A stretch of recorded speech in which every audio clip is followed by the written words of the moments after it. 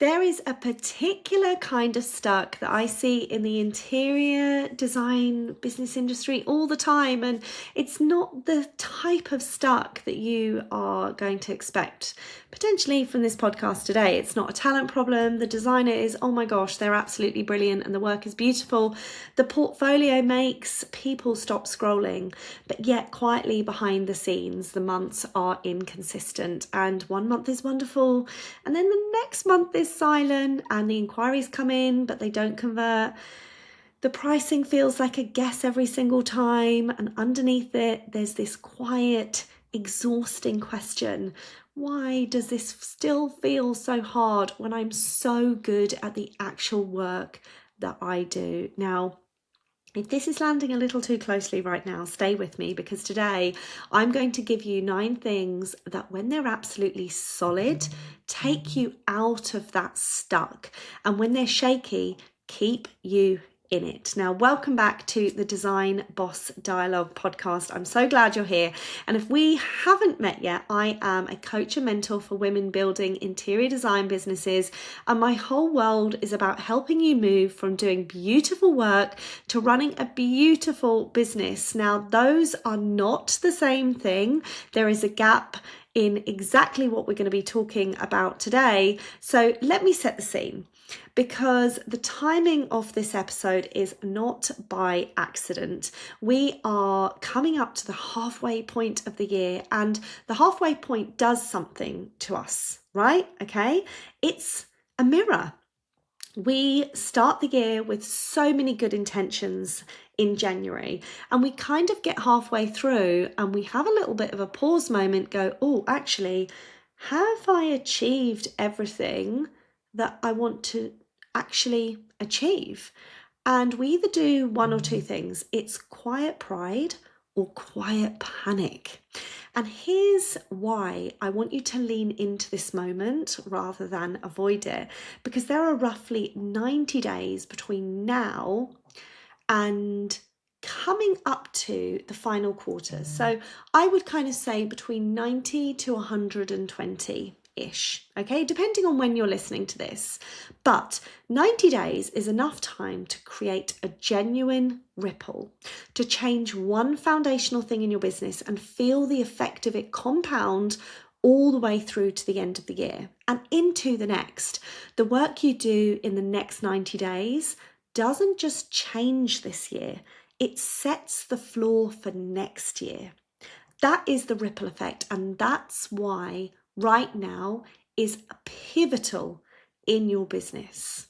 And I want to ground us in something true about the industry, because I think this really, really matters. The interior design services market is absolutely enormous, and it is still growing, somewhere north of £150 billion globally, growing steadily year on year. Demand for thoughtfully designed spaces is rising, not falling. Okay, so we are in an economy where people really want their spaces to feel like sanctuaries, and they're willing to pay for that. So if your business feels stuck, please hear this. It is almost never because the market isn't there. The market's there. There are enough chimney pots to go around, trust me. I am coaching currently over 50 designers on my books, and the designers that are building the momentum, consistent pipelines, the work is there, it's coming in, the opportunities are there. What's usually missing is the structure underneath your business that lets you actually capture it. So when you start to use the market as an excuse, I call BS on that, because the market is there. What's not there is the underpinning of your business and the business foundations. And that's the heart of today, because here's the truth I want to say completely plainly. Talent is what gets you into this industry. Structure and foundations are what keeps you in it profitably. Now, there are 9 components that, in my experience, make the difference between a business that flows and a business that feels sticky. 9 things that, when they're aligned, create money, sales, consistency, and a calm kind of confidence that we feel in our business. And when even a couple of them are out of place, you stay in what I lovingly call hobbyist mode. Talented, busy, but underpaid, and actually not having a direction to go in. Now, I'm going to walk you through all 9, but I'm not going to start at number 1 and march through them in order, because that's not how it shows up in real life. Instead, I want to start with the 3 I see trip people up the most, the 3 sticking points that cause the most pain in businesses, and then we're going to cover the rest. So I want you to grab a notebook, generally pen, notebook, maybe a cup of tea. You're going to want to audit yourself as we go. Okay, so let's get going. Sticking point number 1 is pricing. Now, let's start where it hurts the most, because pricing is the number 1 place I see beautiful businesses quietly leak money. And here's the pattern.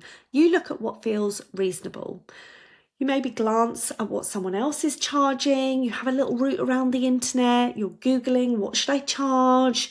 What should I price? You add a little, you put a couple of numbers out, you hold your breath, you go back to it, you procrastinate, and you are emotionally pricing from your head, thinking, oh God, maybe I should do this, maybe I should do this, maybe I should do this. And you're also allowing your heart to feel it. Okay, there is actually no real structure for how you're pricing. And if you're holding your breath when you say your price and your price isn't built on anything solid yet, pricing isn't a number you just pick. And if it's a number that, you pluck out of thin air, it falls out of your model, your cost, your time, your margin, the transformation you're delivering, and the kind of client you actually want to attract. When your pricing is structural rather than emotional, you completely stop flinching. You say the number, you let it land, and you let the right client say yes. That's what we're aligning to. We want to create structured pricing within our business so that we can scale. And when we're talking about our pricing with clients, whether it's our stage 1, our procurement, our trade coordination, our variations, our layer margins, we can confidently show up and say these prices because they're there in our businesses. They're plugged in, they're ready to go. Underpricing doesn't just cost you money, it costs you the energy you need to do great work. Resentment is the tax you pay on a price you really didn't believe in. So the fix here is to anchor your pricing to the numbers and your value, not to your nervous system. And we'll come back to the financial side in a moment, because pricing and forecasting are absolutely joined at the hip, okay? Sticking point number 2 is the inquiry process and the sales system. So the second place I see people stuck is the bit between someone reaching out and someone signing up. The inquiry comes in, and then what? For so many designers, what happens next is improvised every single time. A slightly different reply, not an auto response, a slightly different conversation. Sometimes a quote sent and then silence, and you're left refreshing your inbox wondering what went wrong. Now here's the reframe. Inquiries don't have a conversion problem. Undefined processes have the conversion problem. And when you have a clear, repeatable inquiry process, a way you greet your inquiries, you qualify them, you have the conversation, you present the work, you ask for the yes, your conversion rate stops being a mystery and starts being a number you can actually improve. There is a particular process that you need to follow between your discovery calls, what happens on the discovery calls, pre-discovery call, after discovery call, and through to consultation, in order for that journey to align and the client to say yes every time. And I want to gently challenge something, because so many of the women I work with carry it. It's the belief that selling is pushy, or that it's somehow at odds with being creative. Selling done with integrity is simply helping the right person make a confident decision about something that will genuinely improve their life that they need. You are not here to convince anyone of anything. You are guiding a good fit client to a yes they already want to give. And when you see sales that way, the whole process softens, and ironically, it converts far better. A defined inquiry process and a calm sales conversation are not corporate. They're kind. They give your client clarity and they give you consistency. Sticking point number 3 is positioning and communicating value. The third sticking point is the deepest, and it sits underneath the other two. It's positioning, being clear on who you're for, what you do, and why it's worth what it costs. And tied to it is your ability to communicate the value of what you bring to the table. Here's how the lack of it shows up. Clients haggling on price. Clients comparing you to someone half your standard. Clients treating your expertise as a commodity. And when that's happening, it's tempting to think the client is the problem. Usually, it's a signal that your positioning hasn't told them clearly enough why you're different, and your messaging hasn't translated your value into language they feel. Because here's the thing about value in our industry. You are not selling cushions and paint colours. You're selling the calm of a home that finally works. The confidence of walking into a space and feeling proud. The hours, the stress, the costly mistakes you save from them. That is the value. And if your words only ever describe the deliverables, the client only ever pays for the deliverables. But when your words capture the transformation, they happily pay for the transformation. Positioning answers why you. Messaging makes your answer impossible to ignore. Get these two things right, and pricing, inquiries, and sales all get dramatically easier because they're all downstream from this. Those are the 3 that cause the most pain in interior design businesses. Now, let me walk you through the remaining 6 because together, all 9 form the structure of a business that holds.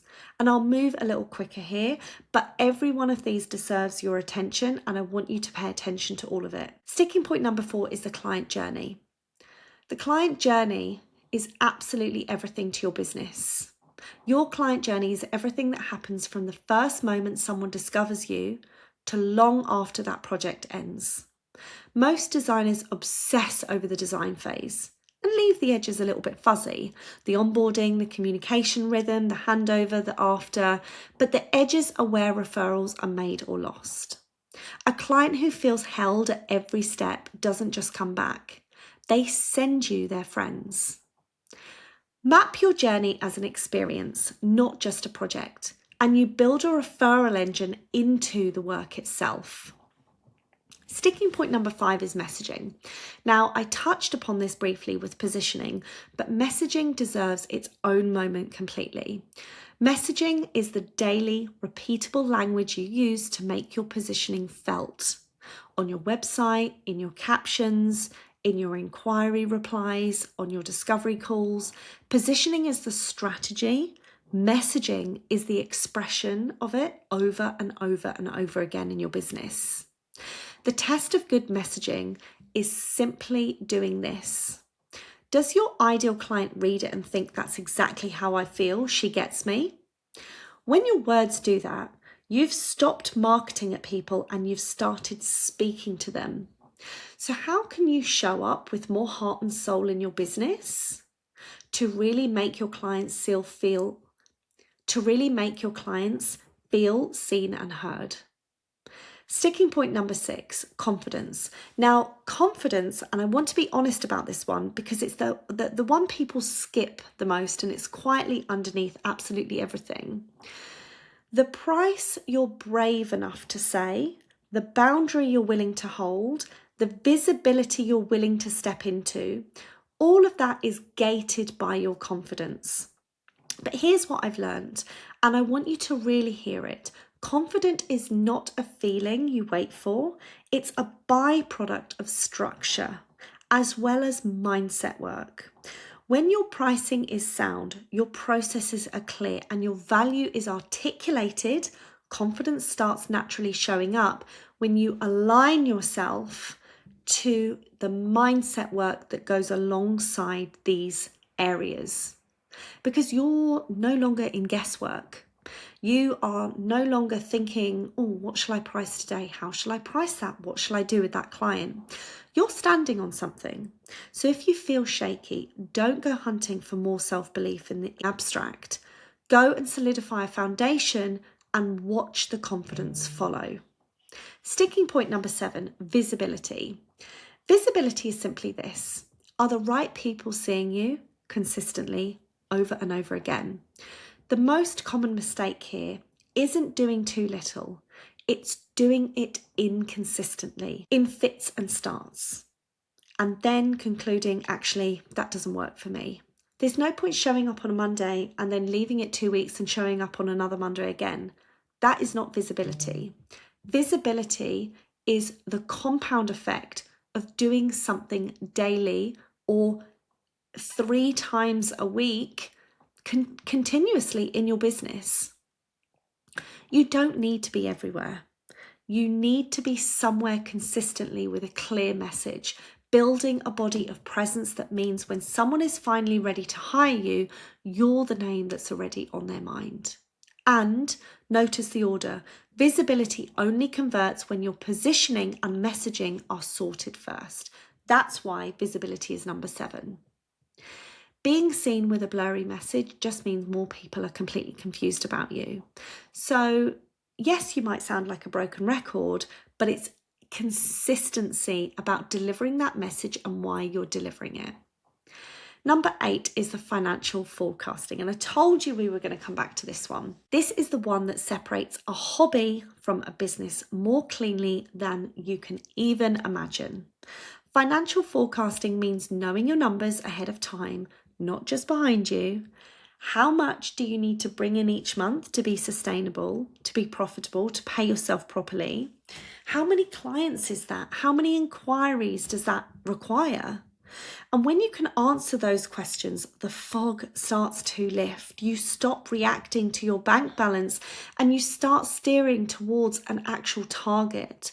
Forecasting is what turns, oh, I hope this is going to be a really good month, to here's what this month needs to look like and here's the plan to get there. And remember what I said earlier, your pricing falls out of these numbers. The two are inseparable. And 9, your sales process. And finally, the sales process itself, the structured way you take someone from interested to invested. This is the natural conclusion of your inquiry process. The conversation, the proposal, the way you handle hesitation, the way you ask for the decision to make it an easy to say yes. A defined sales process means you're never improvising in the highest stakes moment of the whole client relationship. It means fewer ghosted quotes, faster yeses, and a far calmer you. When this is solid, money stops feeling random and starts feeling like the predictable result of a process you trust. Now, here's what I really want you to take away from this, because I could see how this might feel like a really long list of things to fix, but it isn't. These 9 aren't separate jobs. Okay, they're not 9 separate individual things. They're one interconnected system. Positioning feeds your messaging. Messaging powers your visibility. Visibility brings inquiries. Your inquiry process and sales process completely convert them. Your pricing and forecasting make them profitable. Your client journey turns them into referrals, and your confidence holds the whole thing together and grows every time you strengthen one of the others. So when one is weak, you feel it absolutely everywhere. And when you strengthen one, you feel that everywhere too. That's why this is so hopeful for you. And you don't have to fix all 9 at once. You pick the weakest foundation, you strengthen it, and the whole structure starts to rise. That is the 90-day ripple I was talking about. Just choose one foundation now, between now and the final quarter of the year, just one, and make it completely solid. If you can do 3 or 4, amazing, But if you're struggling with all of that, just choose one and let the effect compound through the rest of your business for the rest of the year. So here's what I'd love to do when you finish listening to this. Go back through all 9: positioning, the inquiry process, the client journey, messaging, confidence, visibility, communicating your value, financial forecasting and pricing, and your sales process. And just honestly mark each one: solid, shaky, or missing. Don't judge it, just see it clearly, because clarity is the first foundation of all. Just create a mark. This will help you benchmark what needs moving in your business first. And then, if as you went through that list, you felt the weak ones light up, you can feel that you're talented and you're working hard, but the structure underneath isn't holding the way it should. That is exactly the work I do with the women when I mentor them. We really look at what needs underpinning the most and we build on that. And we take these 9 foundations and we make them solid together. So your business stops feeling sticky and start feeling like it flows, like abundance starts flowing in through collaborations and opportunities and aligned clients. And if that's you, I would genuinely love to talk to you, because the best next steps is to book a call with me. Now, the show notes will provide my Instagram link. And when you click on my Instagram, you are going to be able to see ways to connect with me through Messenger or book something into my diary. And on that call, we'll look at exactly where you are right now, find the foundation that will make the biggest difference in the next 90 days, and talk about whether working together is going to be the right fit. There is no pressure, just real conversation about your business and talking to you about what matters the most for you. Because here's what I know to be true. You did not start this business to stay in hobby mode. You started it to build something solid, something profitable, something that's genuinely yours, to start paying yourself, to take maybe 1 or 2 days off a week, to allow yourself to completely embody your client projects, but also live the life that you want to live. That alignment piece has to be there as well. We know the talent is already there for you. So let's build the structure that it pays the worth. That is the most important thing. And we're halfway through the year. The next 90 days can change absolutely everything. So let's make them count. And I've got availability for 3 spaces left in my one-to-one diary for 2026. Are you going to have one of them? Thank you so much for being here with me today. I will see you in the next episode of the Design Boss Dialogue podcast. Get ready, because it's going to be another powerfully packed one. Take care.